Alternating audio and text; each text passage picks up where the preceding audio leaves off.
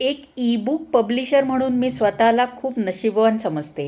कारण आजवर मी जितकी पुस्तकं पब्लिश केली आहेत, गेले 2 महिन्यातच ऑलमोस्ट 6 पुस्तकांवर काम केलं आहे. हे पुस्तक वाचताना जेव्हा मी प्रूफ रीडिंग करते, एडिटिंग करते, हे पुस्तक 3दा ते 4दा मला वाचावं लागतं. आणि ते वाचताना मला इतकं छान वाटतं की मराठी लेखक काय तोडीचं लिहितात. ओके, आपण म्हणतो की मराठी नवीन लेखक कसे लिहितात कोणाला माहिती आहे का? आपण जुनी पुस्तकं वाचतो. पण ज्या वेळेला मी ही पुस्तकं वाचते त्यावेळेला कळते की मराठी लेखकाची ताकद ही काय आहे. म्हणून हे नवीन मराठी लेखकांची पुस्तकं सर्वांनी वाचावीत असा मी आग्रह धरते. म्हणून मी ॲमेझॉनवर पब्लिश झालेल्या माझ्या या लेखकांच्या पुस्तकांची लिंक सगळीकडे शेअर करते, जेणेकरून जास्तीत जास्त मराठी लोकांनी वाचावीत. आणि ही पुस्तकं इतक्या वेगवेगळ्या भावविश्वात मला नेतात की काय सांगायचं.